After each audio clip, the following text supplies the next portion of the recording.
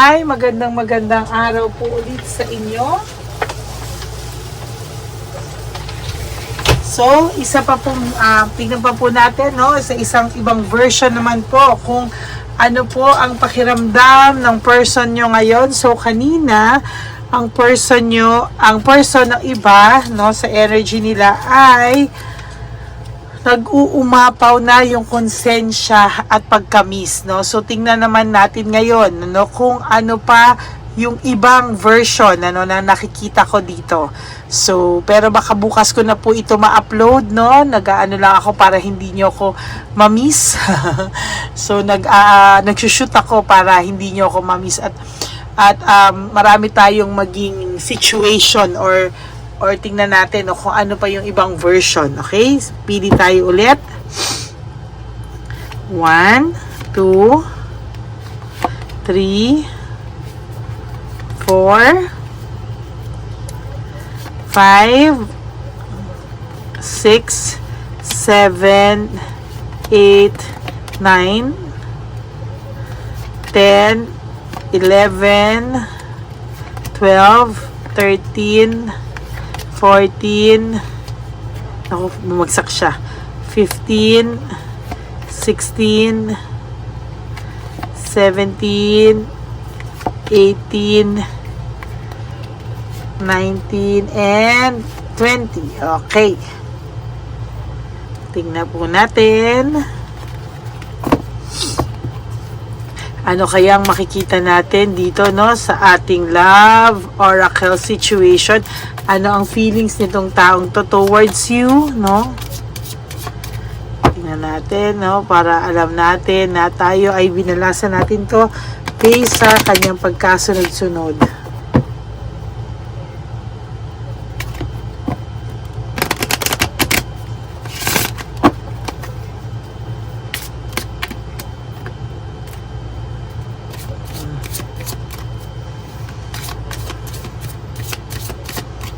Okay. Tingnan natin. For our first card, the heat between us is intense. No, malamang po malaki ang gulo na nangyari sa inyo or matinding hidwaan ang nangyari sa inyo, no? Matindi po yung naging hidwaan or matindi yung pain na naibigay sa iyo ng taong ito, no? Matinding aray ko. Yan. Lagay natin po, no? Matindi ang pain na naibigay or nadulot sa inyo, na idulot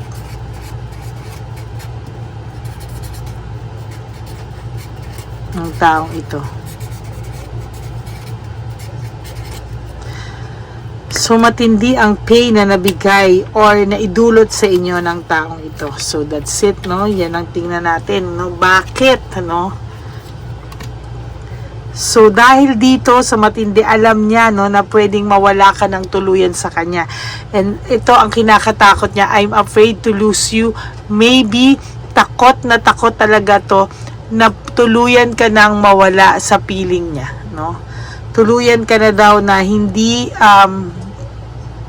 tuluyan ka nang mawala sa kanya, tuluyan ka nang umalis sa piling niya, o tuluyan na kayong hindi magkaayos nitong taong ito. Sabi niya, takot din siya sa'yo na hindi ka naman kasi niya napapasaya. Or pwede rin hindi ka naging masaya sa piling niya, pakiramdam niya, hindi ka niya naalagaan, hindi ka niya napasaya. Yun yung pakiramdam niya. Tapos nasaktan ka pa niya, kaya takot na takot siyang mawala ka. Ano? So, hindi naniniwala yung mga tao pag sinasabi po nito na mahal ka niya, pag kinakamusta ka nitong taong to, sinasabi mahal ka niya, tapos nagkamali siya, hindi po naniniwala itong mga taong ito. Itong taong to ay nalulungkot, no? Halos every day, every night nalulungkot po siya. Hindi po ito literal na umiiyak, but pwedeng umiiyak, pwede rin namang nalulungkot ka niya at talagang hinahanap-hanap ka nito. Don't wait for me, please. Yun ang feeling niya na pakiramdam mo na wag ka na niyang guluhin, wag ka na niyang hintayin, so feeling niya, ang pakiramdam niya ay ayaw mo na siyang maghintay sa iyo or maghintay ka sa kanya, parang hindi ka na naghihintay sa pagbabalik niya. Why can't I tell you the truth? Hindi po masabi sa inyo ng hambog na to kung ano po yung lahat ng naging katotohanan, because he has too much pride and too much ego na hindi niya po kaya, hindi niya po kaya talaga, hindi niya po kaya aminin ano yung totoo dito. Though sinasabi niya, you are so different from everyone around me, malamang ikaw daw po ay kakaiba at walang pumapantay sa iyo sa lahat ng nakilala ng taong ito. But itong taong to ay meron hong childhood trauma, malamang hindi maganda yung pagpapalaki dito or meron po nangyaring trauma growing up, baka hindi siya lumaki sa magulang niya, baka lumaki siya sa ibang, alam mo yon, kaya hindi po, malamang sa malamang, itong taong to ay may dinanas na hindi magandang pangyayari sa buhay niya.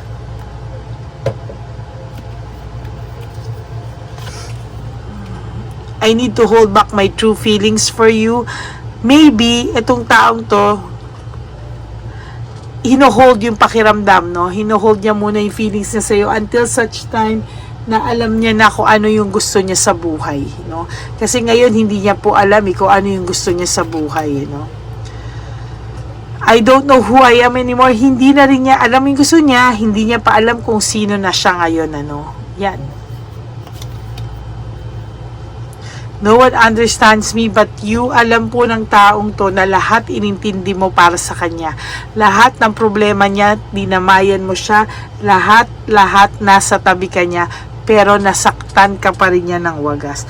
Matindi pa din po yung pain na naidulot sa iyo ng taong to. Kahit na despite of sa lahat ng kabutihan, unconditional love, pagmamahal mo ng buong buo sa kanya. Gusto niya raw pong maging ibang tao, gusto niyang bumawi sana sa'yo, pero hindi niya po magawa. Life without you is hopeless, dark, and depressing. I miss your light.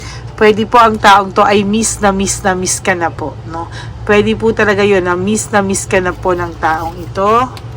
Pero hindi ka po niya makausap right now. Hindi ka pa rin po makausap ng taong ito sa ngayon. Why do I feel this way? Hindi po alam ng taong ito. Bakit ganito pa rin pwede kasing matagal na kayong wala, Pwedeng matagal na kayong wala, pwede naman na recent lang, or pwede naman na recent lang pero matagal na kayong ginost nito, Siya yung una talaga at nag-initiate ng ganitong pakiramdam. Will you leave me like the others? Iniisip po ng taong to, iiwanan mo rin ba siya ng tuluyan tulad ng iba, Nako, and may desire pa po sa iyo tong taong to. Sa totoo lang po, itong taong to ay pinagnanasahan ka pa sa ngayon, So, ito yung mga tipo ng tao na minsan bigla na lang kayong sasakit ang ulo nyo na parang binibiyak, Because ito po ay may ginagawa na kalokohan at talagang minsan parang feeling nyo naman pagod na pagod kayo, hindi nyo maintindihan, kala nyo tumatanda lang kayo, pero hindi nyo alam na hindi kayo tumatanda, pinagnanasahan po kayo, Pinagnanasahan kayo. And to be honest with you, ayan, talagang matindi talaga ang pakiramdam nitong taong to, So alam niya po talaga na nagkamali siya. Ayan, hindi niya masabi sa yung katotohanan at what is the truth, Hindi niya rin alam kung ano yung katotohanan, kung ano yung future na naghihintay sa inyo. Hanggang ngayon, hindi niya rin po alam. And the last card for you is my life is a mess right now, So, pwede po ang buhay niya daw talaga ngayon ay sobrang gulo dahil sa tindi ng pain na naidulot niya sa iyo.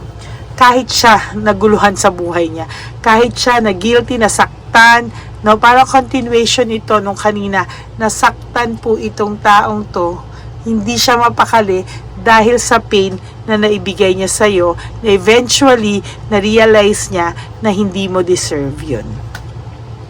So, yun. That's it, no? For our, karugtong po ito, no? Nung naunang video dito. So, yun lang po, no? Maraming salamat po. And for those of you who wants to have a private reading with me, you can always message me sa Lady Lee Elena. Nandito po yan sa end ng video. Makikita nyo po, no? Kung ano po yung video na ano natin, ano? Makikita nyo po yung video na kung saan nyo po ako makokontak. Yun po ang aking only official and legit FB account. Wala na pong iba. So, for those of you, yan lang po, no? Kung meron pong mang-i-scam dyan at mafe-feel nyo po na nang-i-scam kayo at hindi po ako yun, you can always ring me. Give me a ring. Sasagot po ako kung wala naman po akong readings that day, wala akong trabaho. Or if meron naman po, I will return your call. Yan, okay? So, maraming pong salamat sa inyo.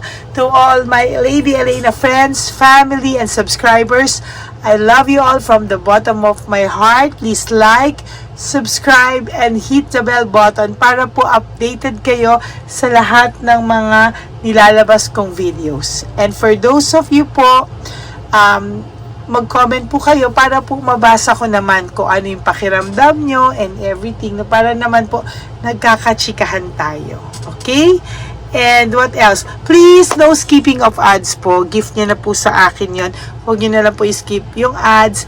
And thank you po for everything. Yan, no? So, sana po natuwa kayo or may nakuha kayo, napulot kayo dito sa aking video for today, na matindi ang pain na naibigay or naidulot sa iyo ng taong ito. Okay? So, maraming salamat po sa inyo, and I will all see you again, no, on my next video.